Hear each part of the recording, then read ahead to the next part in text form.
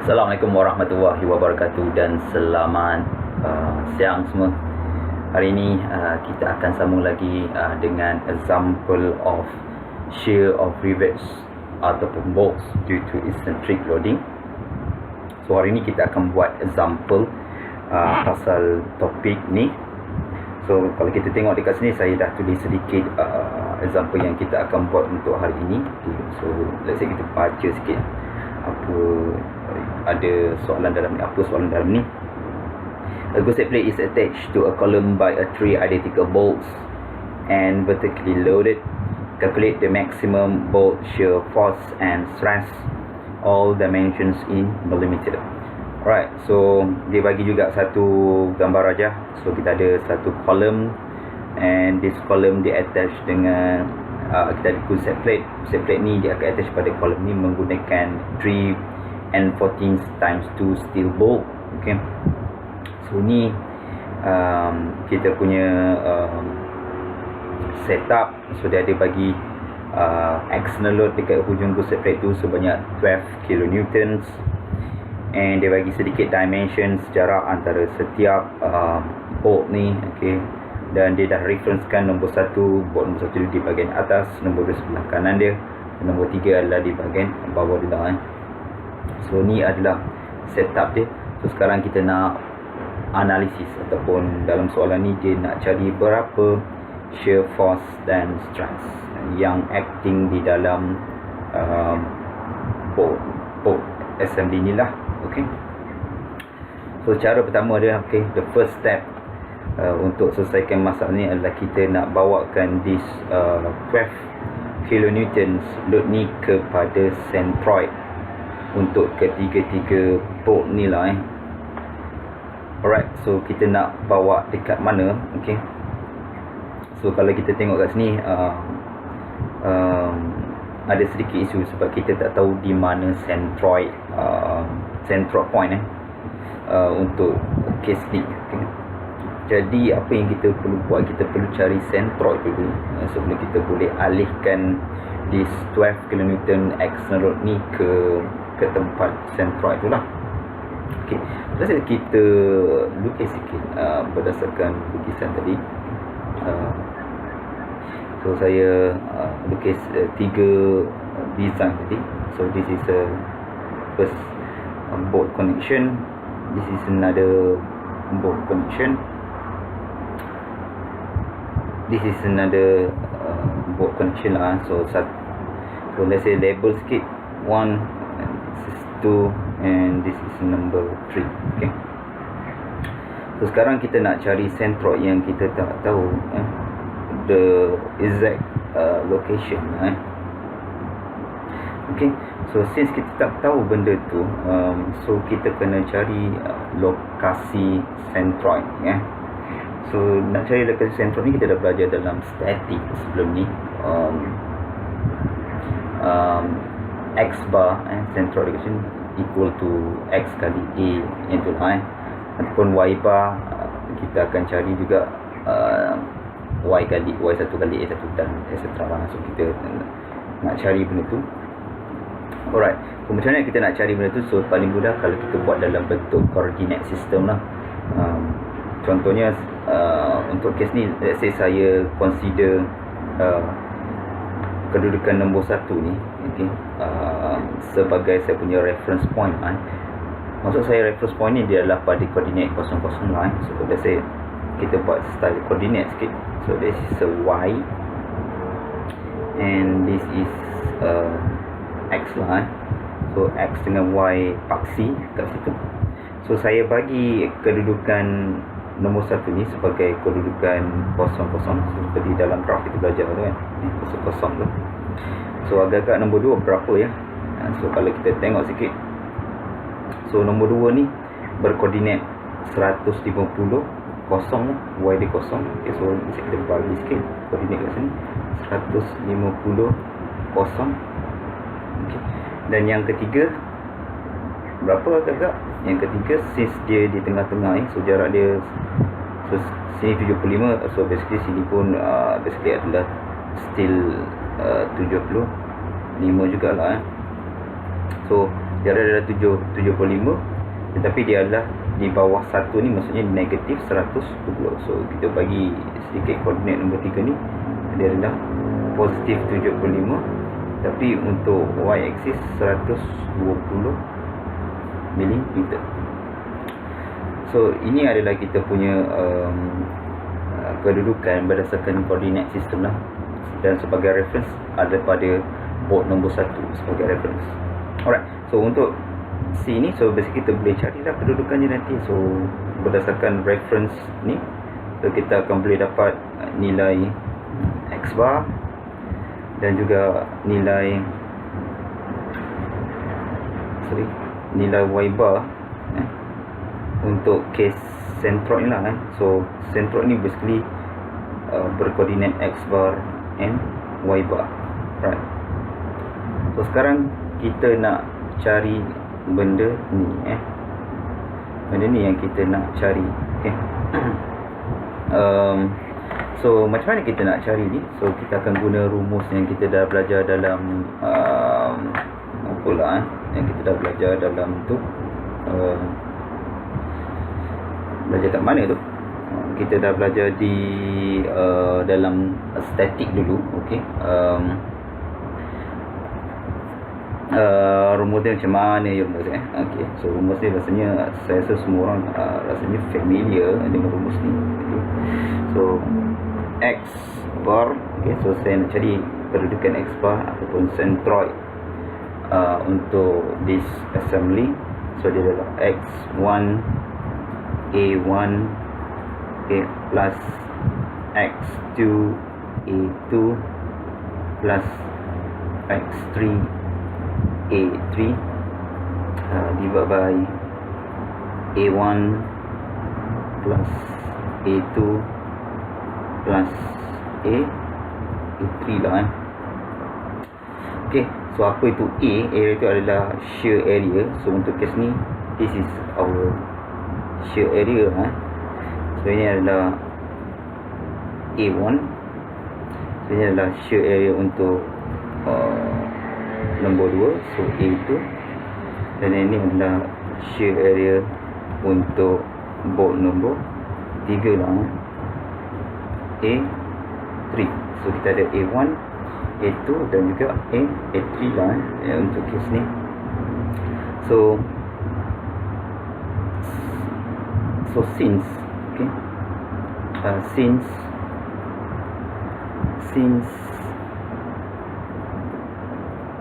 since all bolts is are, okay, sorry, my mistake, are identical size. Okay, that's sebab dia menggunakan M14 tadi. So that's okay, A equals to A1 equals to A2 equals to A3. So since benda tu sama size, so basically shear area dia adalah sama lah untuk ketiga-tiga bolt. So kita boleh simplifykan that X bar adalah X1A plus X2A plus X3A equals to A plus A plus A, ataupun kita boleh factorkan this A. So X1 plus X2 plus X3 divided by 3. So ini potong. So basically kita akan gunakan expression ni saja. So ini pun cover sekali untuk Y bar lah, since area dia adalah sama. So since kita dah dapat this expression untuk X bar, so kita dah boleh cari nilai untuk X bar. So X bar adalah kedudukan X1. So kalau kita tengok koordinat kita, so nombor 1 adalah 0. So kita masukkan nilai 0 mm. So plus dengan kita punya kedudukan X2. So X2 untuk case ni adalah 150. So 150 mm. Dan kita tambah lagi sedikit untuk case seterusnya, nombor 3 adalah 75 mm.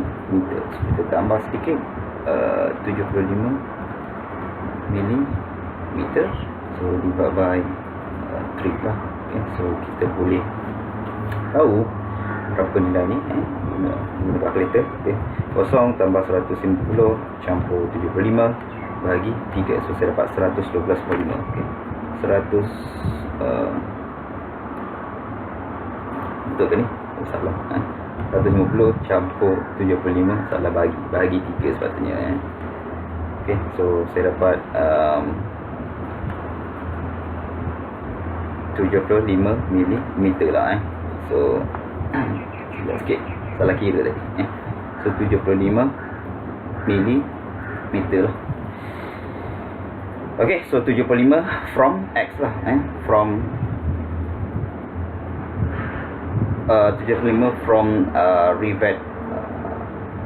Sorry, is bukan rivet, bolt.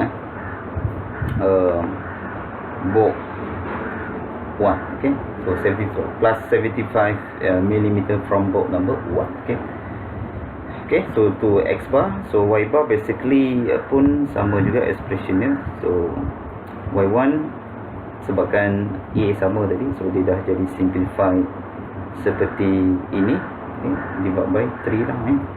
So kalau kita tengok sikit Y, so Y yang pertama kita ada 0 mm, okay, 0 mm, right, and plus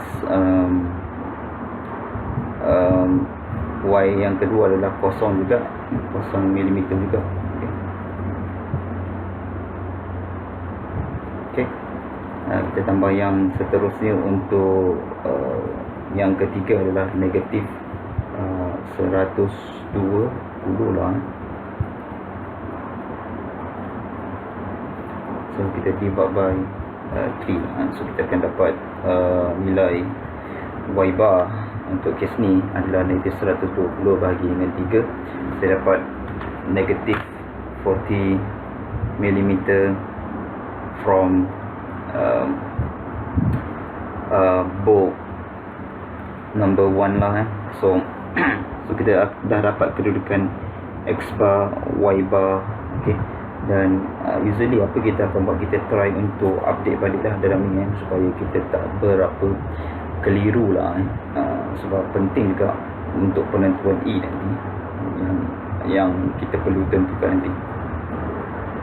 Alright, so di sini saya lukis sedikit balik, okay, supaya tak keliru. Okay, situ. Okay, so berdasarkan ni, okay, ataupun berdasarkan this setup tadi, so jarak ni tadi adalah tak silap kita bagi dimension tadi. So ni adalah jarak 120 mm tadi. Okay, lepas kita ada jarak saya tulis unit sekali supaya tak, dan jarak ni tadi adalah berapa jarak ni tadi, 150 mm. Okay, so kita ada jarak ini ke sini tadi. So ni 75 mm. Okay, dan juga kita ada jarak ni juga. Okay, okay, so since dia adalah positif X bar tadi, kalau kita tengok positif 75, so positif arah kanan. So ni adalah 75 mm. Okay, so kedudukan dia sama seperti di sini, centroid centroid kat situ. Okay, so dan di bawah ni dia beri juga tadi jarak tadi, jarak antara ni dan juga centroid ni. Okay, so jarak ni pergi ke bawah negatif 40 mm. So jarak ni adalah negatif ataupun 40 lah, 40 mm pada minyak. Okay, 40 mm ke bawah. Dan kita tulis, kita lukis juga some remaining juga. Okay, jarak remaining ni untuk kes ni yang ini. So ini adalah 120 tolak 40. So kita dapat berapa tu? Okay, kita dapat 80 lah. So, jarak ni adalah 80 mm. Okay. So tu dia kita punya centroid ni. Kita dah tahu kedudukan yang tepat berdasarkan penggunaan rumus tadi tu lah, X bar dan juga Y bar. Okay, so kita dah dapat benda tu. Okay. So sekarang ni kita nak cuba alihkan that external load, okay, 12 kN ni ke kedudukan centroid tu. Okay, so kita bagi sikit jarak. So yang kedudukan P tadi, so dia duduk di bahagian sini lah. So ni P tadi, dan P ni berjarak so kalau kita bagi jarak dia tadi, jarak dia antara sini ke sini tadi, so berapa jarak dia ni? Kalau kita tengok tadi jarak dia 300 mm. So 2 kali ganda. So jarak ni adalah 300 mm lah. So kita nak alihkan ke centroid. Okay, so maksudnya kita nak cari jarak dia, okay, jarak antara sini ke sini lah, ataupun kita panggil sebagai jarak offset ni, jarak E ni.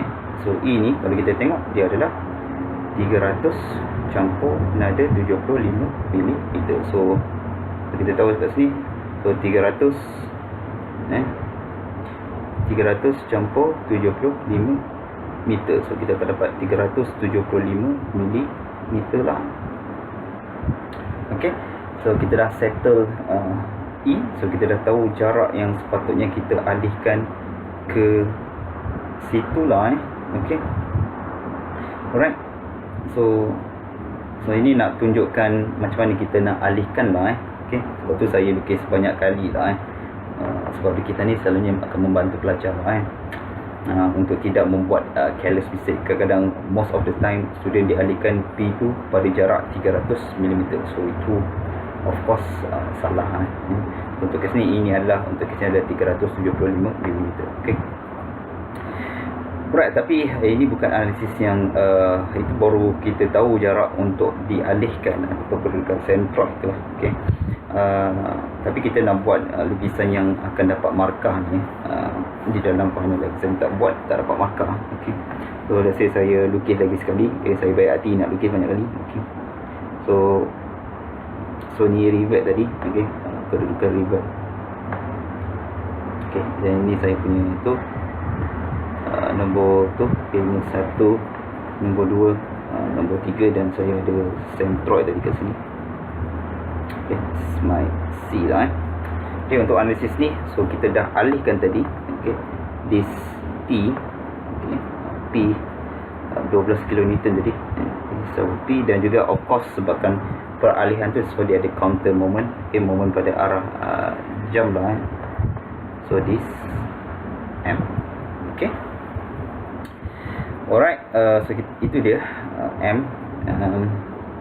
Dan untuk kes ni kita kena tahu jarak juga. Okay, contohnya saya lukis jarak ni.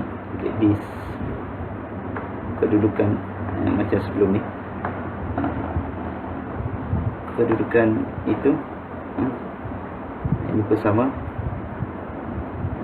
kedudukan. Okay, kalau saya labelkan ni adalah R1, this is R2, this is R3. Okay, so since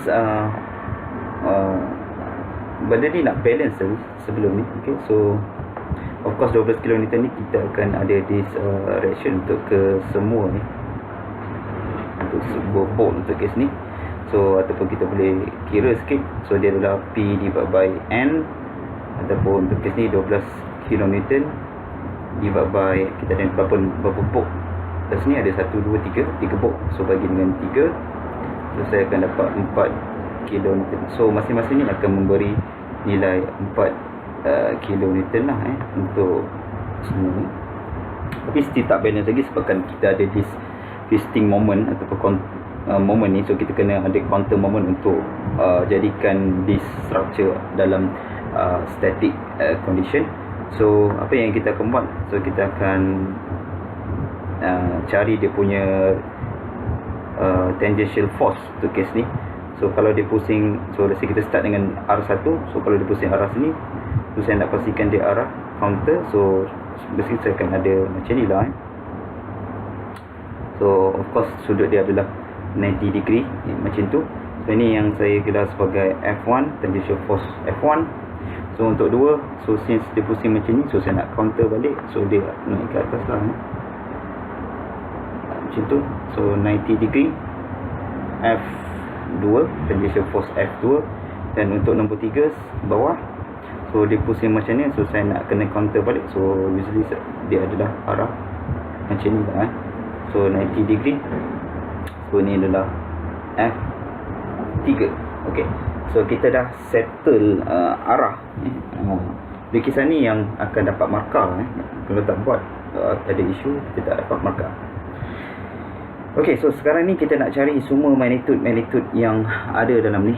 Okay, macam mana kita nak cari semua magnitude tu? Okay, itu yang kita nak buat tu. Okay, so macam mana nak cari ni? So pertama, apa yang unknown kat sini? So yang unknown dekat sini adalah this M value ni So kita kena cari dulu M value tu, berapa nilai M tu So kita cari jap. So M kita dah belajar sebelum ni, M adalah external force kali dengan jarak offset tu E. So P untuk kes ni adalah 12 kilonewton. Okay, saya maintainkan unit kilonewton, dan E saya maintainkan dalam unit milimeter. Yang kita dah baru dapat tadi sebelum ni adalah 375 milimeter. Okay. Saya saja maintain unit kilometer dengan milimeter sebab dia akan memudahkan analisis kita selepas ini okay. Okay, so kita kira ni 12 kali 375, saya dapat 4000. Okay, 4500.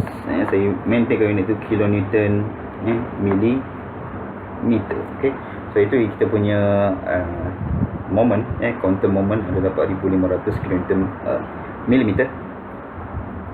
Okay, settle M. Okay, so M kita dah settle. So let's say saya update sikit dalam gambar rajah di atas ni. Okay, so M adalah 4500 okay, kilonewton milimeter. Okay, settle M. Okay, so untuk cari F kita perlu jarak R1, R2 dan R3. So jarak R1, R2, R3. So basically kita boleh carilah sebab kita dah cari centroid tadi.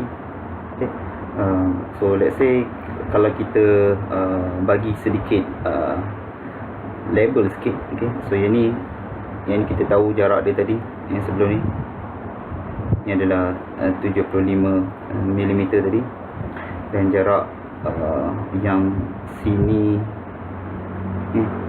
ke sini saya bawa jauh sikit. Okay, bagi nampak. So, jarak ni kita dah dapat tadi sebelum ni. So dia adalah 40 lah 40 mm. Okay, dan jarak yang ni pun kita dah tengok sebentar tadi. Okay, so ni adalah 120 tolak 40, kita dapat 80 mm. So berdasarkan arrangement ni, so kita boleh carilah So R1 basically kita gunakan teorem Pythagoras. So R1 X dia adalah 75 mm. Okay, square plus dengan jarak Y dia adalah 40 mm lah 40 mm square. Okay, so kita kira sikit. 75 square plus 40 square root, kita dapat 85 mm lah Alright, so since R2 equals to R1 sama saja kedudukan dia sebab simetri tadi. So basically R2 adalah 85 mm. And of course R3 kalau kita tengok juga dekat sini, basically dia adalah 80 mm lah So this is 80 mm. Alright, settle R1, R2, R3. So R sudah settle. So sekarang ni kita nak cari nilai F1, F2, F3 di dalam gambar rajah ni. So kita start dulu dengan F1. Macam kita nak dapatkan that F1 tu. So F1, kalau kita guna rumus yang sebelum ni, R1, okay, R1 square plus R2 square plus R3 square. So since kita dah dapat semua ni, so let's say kita substitutekan semua ni. F1, okay, adalah M tadi kita dapat berapa? 4500, okay, 4500, okay, kilonewton milimeter. R1 kita ada 85 milimeter divided by R1 square 85, okay, milimeter, okay, jangan lupa square, okay, plus R2 kita pun sama size tadi 55 square, okay, plus 80 milimeter square. Okay, alright, so settle yang tu. Okay, so kita kira sikit berapa nilai F1 ni. Okay, 85 square kali 2 campur 80 square, okay, 4500 kali 85 bahagi dengan yang tadi tu, yang saya dapat 18.35, saya dapat 18.35 kilo Newton. Okay, set F1, kita dapat dah F1. So kita nak cari juga F2. So tapi since R2 equals to R1, okay, that's F2 equals to F1. F1 equals to 18.35 kilo. Okay, so ini adalah simplification. Kalau kita tahu radius dia adalah sama, basically dia akan sama magnitude lah untuk F2. Okay, so settle F2. So kita ada yang terakhir sekali adalah kita nak tengok F3. So F3, so rumus yang sama, M R3. So instead of tu R1 tadi, kita guna R3 pula. Okay, R1 square plus R2 square plus R3 square.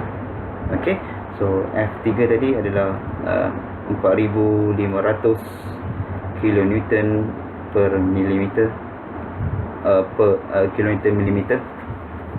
R3 tadi tak silap saya 80, okay, 80 milimeter, okay, divided by 85 milimeter, okay, square plus, okay, 85 milimeter square plus 80 milimeter square. Okay, so tu dia kita punya tu. So kita boleh kira berapa nilai F3 untuk kes ni. So, 85 square times 2 plus 80 square, okay, 80 divided by tadi tu kali dengan 4500. So saya dapat 17.27, okay, 17.27 kilo Newton. Okay, so itu nilai F3. So sebelum kita proceed, so let's say kita double check dulu nilai F1, F2, F3. So F1 18.35, F2 18.35 dan F3 adalah 17.27. Okay, untuk double check kita boleh check in term of R tadi. So since R3 lebih kecil daripada R1 dan R2, so usually magnitude untuk F3 basically adalah lebih rendah daripada nilai F1 tadi. Okay, so itu salah satu idea untuk check sama ada betul ataupun tidak lah masalah ni. Okay, so kita dah habis cari so berapa nilai F1, F2 dan juga F3. Okay, tapi sebelum tak habis lagi sebenarnya isu dia, sebab soalan dalam soalan ni dia suruh cari berapa nilai yang sepatutnya lah yang hadir dalam kes ni untuk setiap analisis ni lah. Okay, So kita disuruh cari maksimum. So maksimum tu maksudnya berapa yang antara 1, 2 dan 3 ni, yang mana yang kedudukan yang akan menghasilkan paling tinggi magnitude, shear magnitude lah. So isu dia sekarang, kita tak tahu kat mana yang paling tinggi antara ketiga-tiga ni, ketiga bolt connection ni. Alright, sebab ketiga-tiga ni dia mungkin R1, mungkin R2, mungkin R3, kita tak tahu kat mana. So, sebab tu kita kena cari resultant lah, untuk 1, 2 dan nombor 3 ni lah. So banyak kerja basically.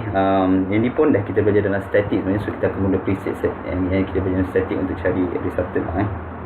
Okay, so kat kaedah yang kita akan guna, kita akan cari summation of resultant force pada arah X dan juga pada arah Y.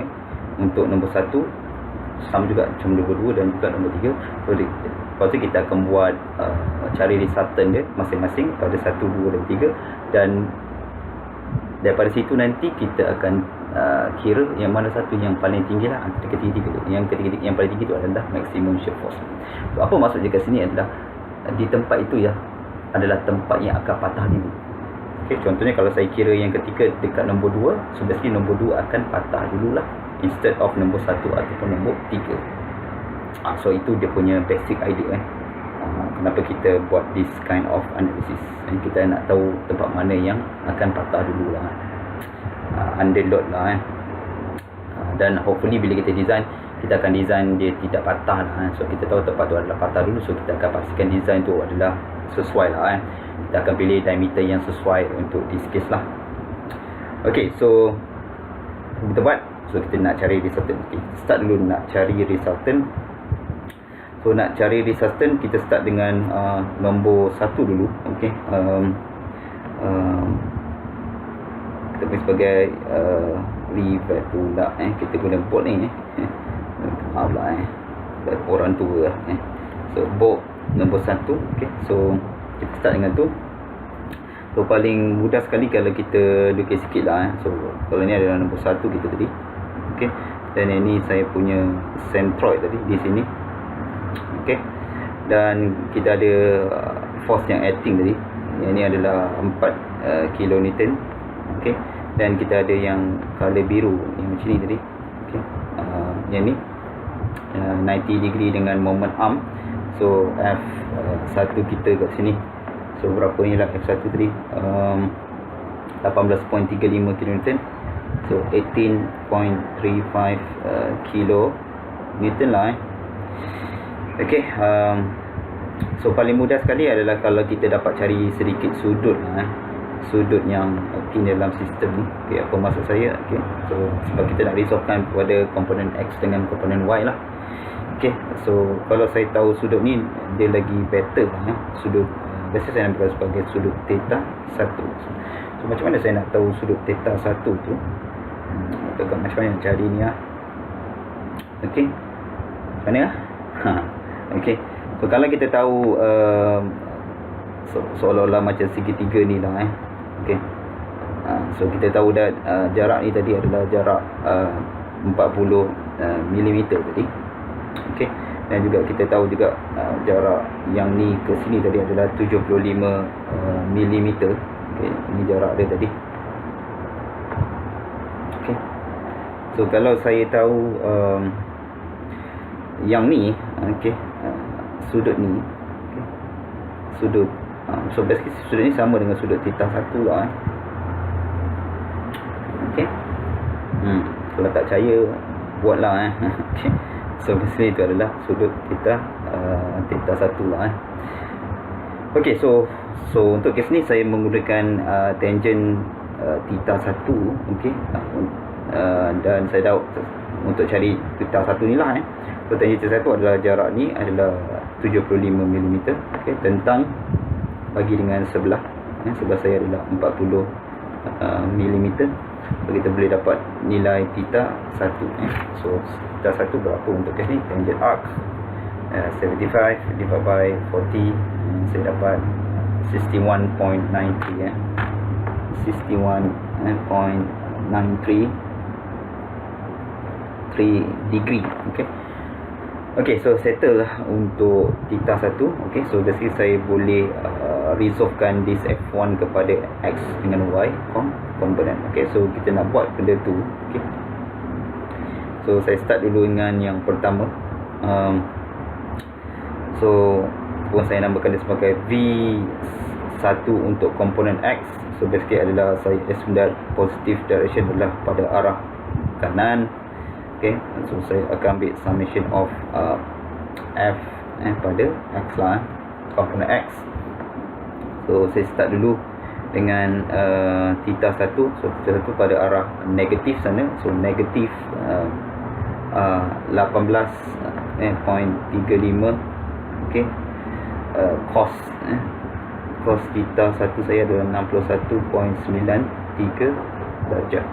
Okay, so saya boleh tulis kat sini berapa ni nilai ni, negatif 18.35 cos 61.93, saya dapat negatif 8.63 kilometer. Okay, itu adalah V1X kita. So kita sambung lagi untuk nilai yang seterusnya adalah V1Y, okay, untuk Y komponen. So saya anggap positif pada arah atas. Okay, dan dia adalah summation of Fy.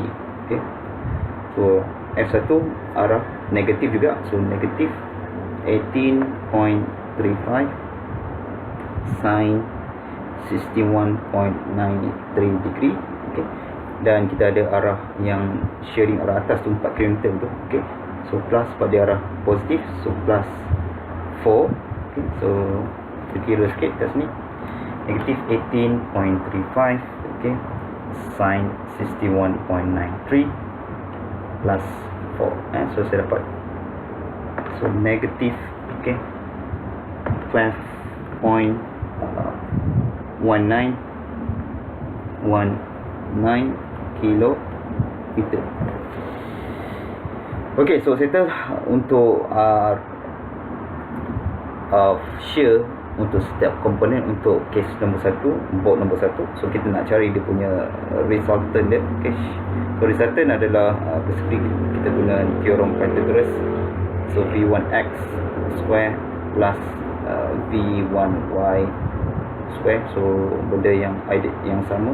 So kita posisi sudah ada, kita masukkan saja negatif 8.63 kilonewton square plus negatif 12.19 kilonewton square. Okay, so V1, so kita kira sikit, 8.63 square plus 12.19 square root, dan kita dapat 14.94 kilonewton. Alright, so that is the V1. Okay, V1 pun dah cukup lama untuk settlekan lah. So kita ada lagi 2 remaining, so nombor 2 dan juga nombor 3. Okay, so kita teruskan lagi untuk nombor 2. So board number 2. Okay, so ni saya punya centroid. So ini saya punya kedudukan nombor 2 tadi. So ini saya punya moment arm tadi. Okay, alright, so saya lukis yang color merah tu 4 kN kat sini. Okay, dan juga saya ada shearing tadi. Okay, arah macam ni tadi. Okay, so ni adalah F2 saya. So F2 saya untuk case ni sama macam F1 tadi, 18.35. Okay, dan of course untuk case ni sama macam tadi. So saya perlu cari sudut yang sesuai lah. So untuk case ni, let's say saya ambil saya nak tahu sudut theta 2. So since theta 1, so untuk case ni dia adalah simetri macam nombor 1 tadi. So theta 2 basically adalah sama dengan theta 1 lah. So nilai dia tadi berapa? 61.93 darjah. Okay, so sama sudut lah. So tak perlu nak cari. Okay, so since kita dah dapat benda tu, so kita boleh try untuk resolvekan kepada komponen macam tadi. Okay, so kena ada nampak sikit, tidak susah sikit nak buat. Alright, so sama macam tadi. So V2X, so saya ambil positif pada arah tu. So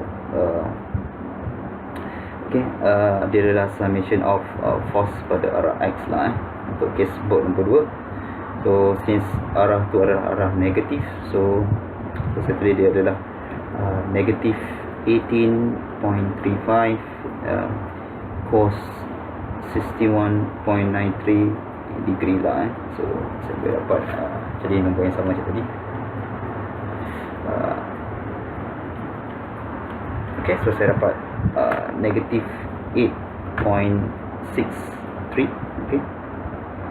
kilo Newton lah. So probably saya tak salah kira. Sama macam tadi. So yang kedua adalah V2Y. So saya assume that positive direction pada arah atas. So there is a summation of F pada Y component. So F2, so since arah positif, so saya tulis dia positif 18.35 sin 61.93 degree and plus juga dengan 4 kN tadi. So kita boleh dapat jawapan kat sini 18.35 sin 61.93 plus 4. So saya dapat 20 So saya dapat positive number is a 20.1919 kilo Newton. Padahal sikit kan nampak messy ke so. 20.19. So since kita dapat dah tu, so kita boleh kira dia punya resultant di V2 adalah square root V2X square plus V2Y square. Macam tu. So kita boleh kira dia punya resultant dia. So masukkan nombor je tadi. Negatif 8.63 kN square plus 20.19 kN square. So tutup dan kita akan dapat nilai V2, resultant untuk V2 8.63 square plus 20.19 square root and 21 positive 21.96 kilo Newton. Kita teruskan lagi untuk yang terakhir, untuk boat number 3. Boat number 3. So macam mana gambaran ni? So ni adalah centroid saya, dan ni saya punya kedudukan boat tu, dan saya ada di 4 kN di sini, dan saya ada F3 tadi pada arah ni tadi lah. So F3 ni berapa magnitude dia? Kita tengok balik F3 tu 17.27.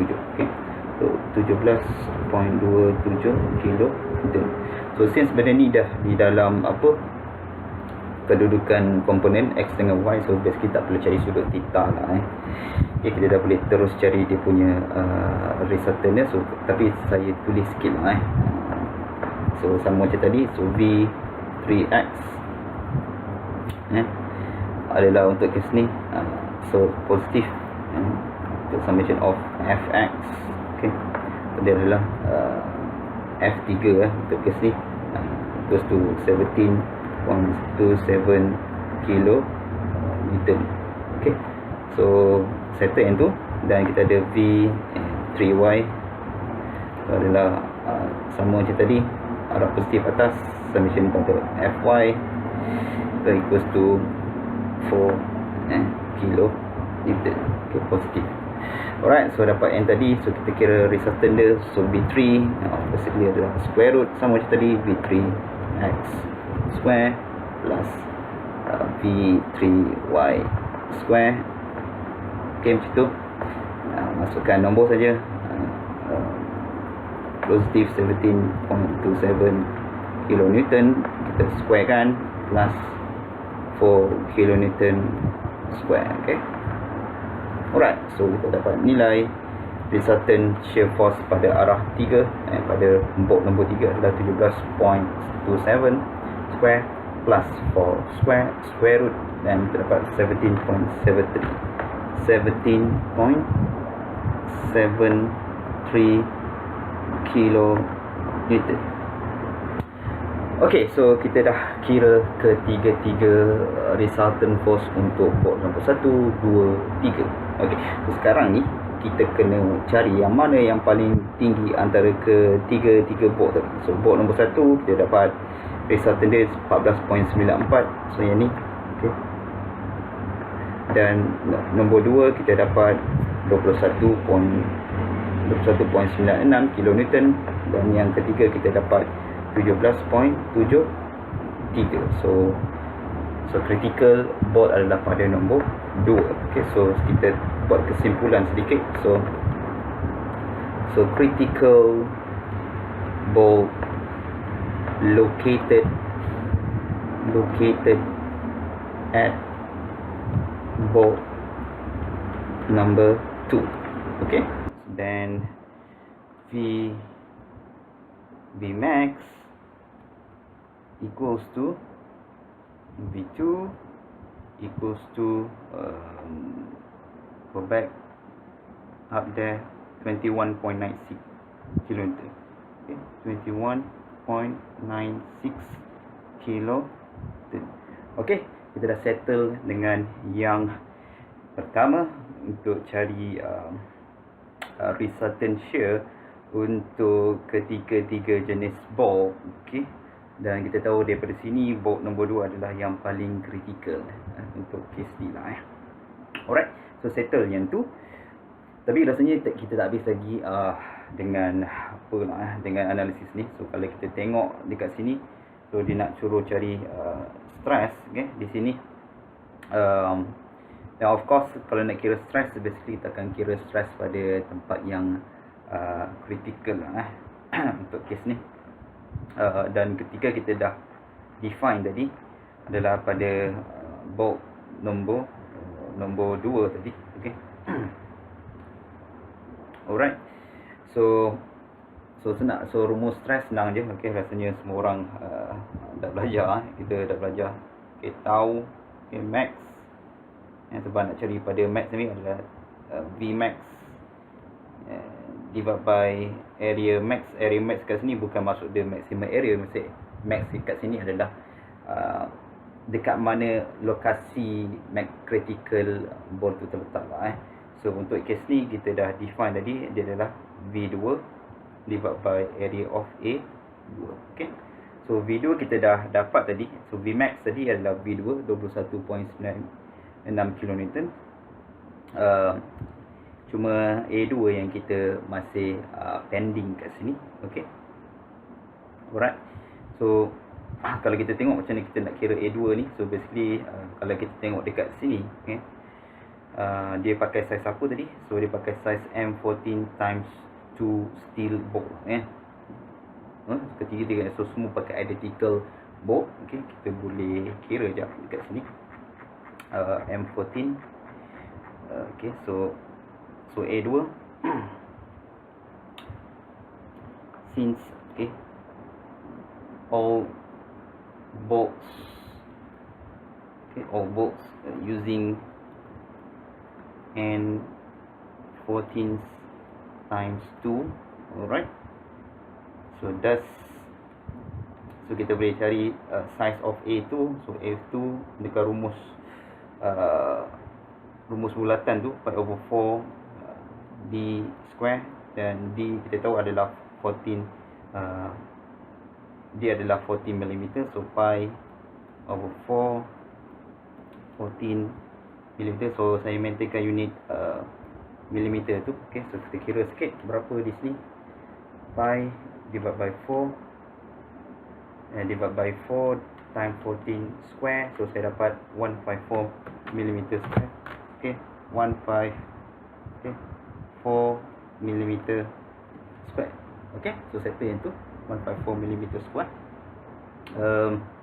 Dan kita boleh cari V2, okay, ataupun Vmax untuk ke sini adalah tak silap saya tadi 21.96 kan. Alright, so 21.96. So turun sikit 1.96.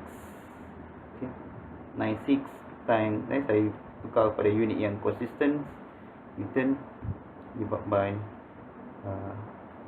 check Wi-Fi 154. Okay, 154 times 10 negative 6, okay, meter square. Okay, so kita kira sini. So Vmax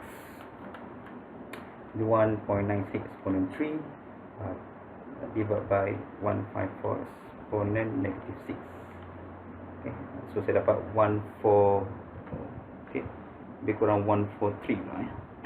Okay, kita double check balik, kira balik. Jadi 1.96 exponent 3 times divided by 154 exponent negative 6. Okay, 143. Okay, 143 mega pascal. Okay, so Vmax kita kat sini adalah 143. So maksudnya kat sini adalah, kalau kita kira lah stres untuk bolt 1 dan juga bolt 3 yang tak kritikal tadi tu, so sepatutnya stres dia lebih rendah daripada di stres lah, stres pada V2 143 mega pascal. So ini indicate that 2, okay, bolt nombor 2 untuk sini dia akan patah dulu okay, dia akan patah dulu nombor 2, lepas tu dia akan diikuti dengan kalau tengok sini V3 17.73, V1 tadi adalah 14.94. Okay, so bolt nombor 2 akan patah dulu, lepas tu nombor 3, dan lepas tu last kali adalah nombor 1 lah. So itu adalah dia punya urutan macam mana bolt tu akan patah. Okay, so saya rasa kita dah habis dah untuk tutorial untuk example ni. Okay,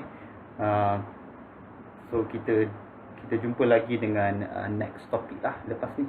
Okay, jumpa lagi. Okay, Assalamualaikum warahmatullahi wabarakatuh. Bye bye.